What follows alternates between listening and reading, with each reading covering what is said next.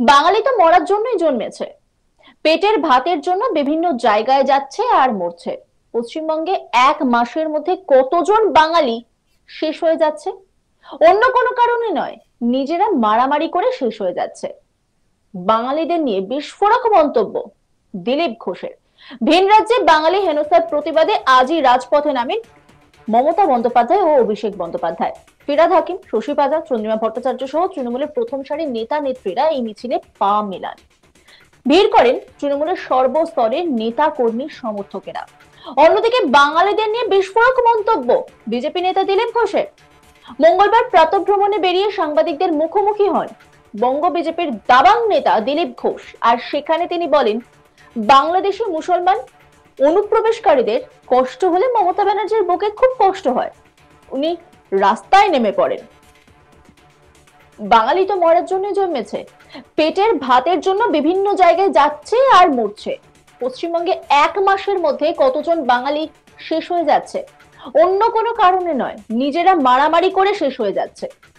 মমতা ব্যানার্জি একজন অসফল শাসক। কি বলেছেন দিলীপ ঘোষ, শুনুন। আমি বাংলাদেশিদের, মুসলমানদের, অনুপ্রবেশকারীদের কষ্ট হলে মমতা ব্যানার্জির বুকে খুব কষ্ট হয়, তিনি রাস্তায় নেমে পড়েন। আমি বলছি বাঙালি মরছে, ঠিক আছে, বাঙালি তো মরার জন্যই জন্মেছে। সারা পৃথিবীতে সব জায়গায় বাঙালি যাচ্ছে, এখানে পেটের ভাতের জন্য যাচ্ছে আর মরছে, অন্য রাজ্যে যাচ্ছে, বিদেশেও যাচ্ছে। আমি বলছি পশ্চিমবাংলায় 1 মাসে দেখুন আপনি কতজন বাঙালি মারা যাচ্ছে, অন্য কোনো কারণে নয়, নিজেরা মারামারি করে। টিএমসির মধ্যে কত লোক মরছে দেখুন, আর সারা ভারতবর্ষ দুনিয়াতে কতজন বাঙালি অত্যাচারিত হচ্ছে। তো এই যে ঘুরিয়ে দেওয়া দৃষ্টিটাকে, নিজের অকর্মণ্যতাকে চাপা দেওয়ার জন্য মমতা ব্যানার্জি একজন অসফল শাসক, আর চিরদিন অযোগ্যতার দায় অন্যের ঘাড়ে উনি চাপিয়ে এসছেন। তো সেই জন্য বাঙালি বাঙালি করে লাভ নেই। বাঙালি কেন বাইরে যাচ্ছে? 40 লক্ষ বাঙালি কেন বাইরে গেছে? পেট ভাতের জন্য। আপনি খেতে দিন, কেউ যাবে না, পাঠিয়ে দেবেন। সবচেয়ে কঠিন কাজ, রিস্কি কাজ, যেটা কেউ করে না, বাঙালিরা গিয়ে করে, পেটের দায়। কেন যাচ্ছে? আর তার জন্য লাফাচ্ছেন? আপনার বাঙালির জন্য নয়, বাংলাদেশির জন্য কষ্ট। দেখুন, আপনি দিল্লিতে কাউকে জিজ্ঞেস করুন বাংলাভাষী দেখলে, বিশেষ করে মুসলিম, আপনি যখন কোথায় বাড়ি বলবে কলকাতা, ভাষায় বোঝায়। আমি ধমকায়, ওই কলকাতায় কোথায় রে? বলে মুর্শিদাবাদ। কারণ মুর্শিদাবাদ থেকে Aadhaar card, ration card, voter card করে যেতে গেছেও, তাও মুর্শিদাবাদ নাই, সে বাংলাদেশের। তার হালচাল, ভাষা দেখলে বোঝা যায়।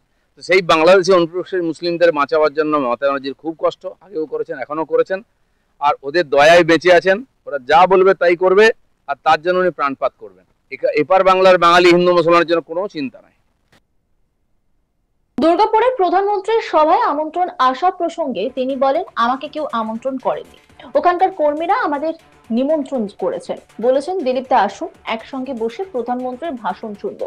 আমি সেই কর্মী হিসেবেই যাচ্ছি সেখানে, নেতা হিসেবে নয়। মঞ্চে থাকার বিষয়টি পার্টি বলবে। এখনো আমাকে মঞ্চে থাকার কথা কেউ বলেনি। আমি জনতার মধ্যে থাকবো, আমি সব জায়গায় কর্মী হিসেবে থাকি। কি বলছেন দিলীপ ঘোষ, শুনুন।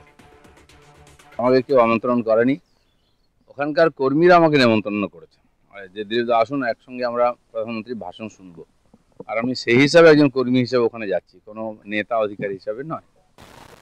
মঞ্চে থাকবেন না মঞ্চের নিচে? না, মঞ্চে থাকার তো পার্টি বলবে, পিএমও থেকে ঠিক করবে।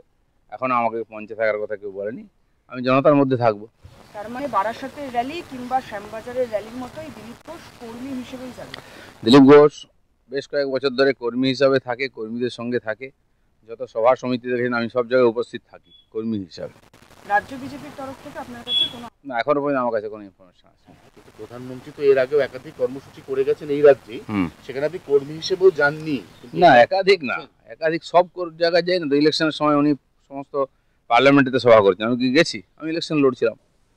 এই বছরে উনি আলিপুরদুয়ারে এসেছিলেন, তো এখান থেকে আলিপুরদুয়ার ভাষণ শুনতে যাওয়ার কোনো দরকার নেই, এত খরচা করে লোকজন নিয়ে। তো টিভিতে শুনেছি, যেহেতু আমাদের এখানে কাছে আসছেন, আমি ওখানে লোকসভার ক্যান্ডিডেট ছিলাম, তো কর্মীরা আমাকে ডেকেছেন ওই সভায় যোগ দিতে, আমি তো চলেই যাব। সেখানকার কর্মীরা কি আমন্ত্রণ পত্র পাঠিয়েছে? না না, এই সভার জন্য কোনো আমন্ত্রণ পত্র হয় নাকি? হাজার হাজার লোক আসবে, হয়তো 50,000 লোক আসবে, আমন্ত্রণ পত্রটা নয়। লোক টিভিতে জেনে, আপনারা মিডিয়াতে জানাবেন প্রোগ্রাম, তো লোক চলে আসবে। পার্টির কর্মীরা তো এমনিতেই আসবে। পার্টিতে যারা সিনিয়র আছেন, পুরনো, যেমন পশ্চিমবাংলায় আমরা এমএলএ এমপি দিতে পারিনি কবে। প্র্যাকটিক্যাল তো আমি আসার পরে শুরু হলো 16 থেকে 86, তার আগে বাই ইলেকশন 1-2 জিতেছিলেন। তো পুরনো কর্মী তো লড়াই করেছেন, তো তাই পার্টি এখানে এসেছে, তো তাদেরও সম্মান পাওয়ার অধিকার আছে। আমরা সেই সব নাম বারে বারে পাঠাই কেন্দ্রকে, ওনারাও চান যে এরকম ব্যক্তি যারা আছেন সমাজে প্রতিষ্ঠিত, তাদেরকে পার্টির পুরনো কর্মী হলেও যে কোনো ইলেকশন লড়েনি, এরকম বহুজন আছেন। তারাও বিভিন্ন সরকারি সংস্থার পদাধিকারী হিসাবে সম্মানীয় পদে তারা নিযুক্ত হন। আমাদের প্রায় 40 জন এখান থেকে এখন ডাইরেক্টর আছেন, আস্তে আস্তে রিটায়ার্ড হচ্ছেন। আমরা সেই সময় 100-150 জনের নাম পাঠিয়েছিলাম। তো এরকম পরপর পাঠাতে হয়, তারা বিভিন্ন সরকারি জায়গায়, প্রশাসনিক জায়গায় তারা সম্মানের সঙ্গে বসেন। পরে তিনি আরো বলেন, প্রধানমন্ত্রী যখন আসেন তার একটা প্রোটোকল থাকে, আর নির্বাচন না এলে তিনি সাধারণত কোনো জনসভা করবেন না। মমতা ব্যানার্জির মতো প্রধানমন্ত্রী কিন্তু সরকারি সভার সঙ্গে পার্টির সভা গুলিয়ে ফেলেন না। কি বলছেন দিলীপ ঘোষ, শুনুন।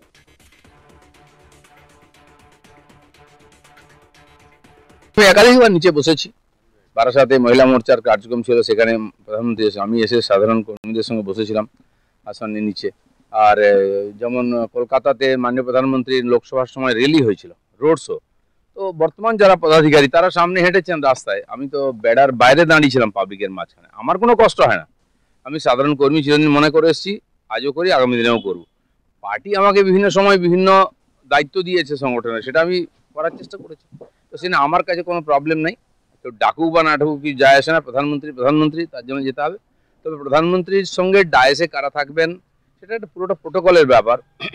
4-5 জন হয়তো এখানকার থাকবেন, মন্ত্রী আছেন, এখানে সভাপতি আছেন, বিরোধী নেতা আছেন, তারা পিএমও থেকে ঠিক হয়ে যায়, বেশি লোকেরা উঠতে দেন না। যে দুর্গাপুর কেন্দ্র দিলীপ ঘোষকে রাজনৈতিক কোণঠাসা করেছিল বিজেপিতে, সেই দুর্গাপুরে গিয়ে কি দিলীপ ঘোষ আবারও সংগঠন? ওইভাবে আমি দেখি না, সারা পশ্চিমবাংলায় আমি যাই, প্রত্যেক দিন ঘুরতে থাকি, ইলেকশন আসে যায়, কখনো সফলতা আসে কখনো আসে না, তাতে কি আছে, আমরা সংগঠনের লোক, সংগঠন করতেই ভালোবাসি। দিলীপদা, লোকসভা নির্বাচনে আমরা দেখেছি দুর্গাপুর, আসানসোল, বাঁকুড়া হাতছাড়া হয়ে গিয়েছিল বিজেপির।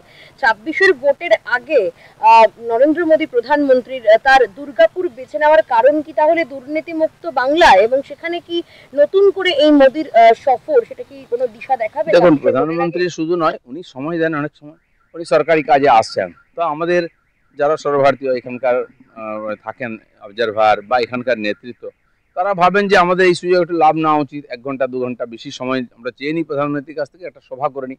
কারণ কি, প্রধানমন্ত্রী একটা মোটামুটি সিস্টেম মানেন, তিনি নির্বাচন না এলে জনসভা করেন না, কোথাও সভা পাবলিক মিটিং কোথাও করেন না, সেটা পার্টির লোকেরা করেন।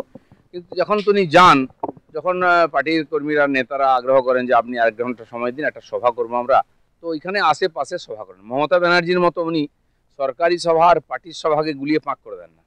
মমতা ব্যানার্জি একই ডায়াস থেকে বসে প্রধানমন্ত্রীকেও গালাগালি দিচ্ছেন, একদিকে এখানে ওসিকে ধমকাচ্ছেন, এখানে প্রশাসনিক বৈঠক নিচ্ছেন, এটা আমরা মানি। দেখবেন প্রধানমন্ত্রী যেখানে যান তার প্রশাসনিক প্রোগ্রাম সভা আগে হয়ে যায়, তারপরে রাজনৈতিক সভাতে আসেন, সেখানে উনি সমালোচনা করার দিলে করেন, কিন্তু সরকারি সভাতে কেবল উন্নয়নের কাজ, সরকারের যে উপলব্ধি সেটা উনি বলেন। অন্যান্য খবরের আপডেটের জন্য অবশ্যই নজর রাখুন আজ তাক বাংলার ইউটিউব স্ট্রিমিং এ। লাইক, কমেন্ট, শেয়ার এবং সাবস্ক্রাইব করতে ভুলবেন না।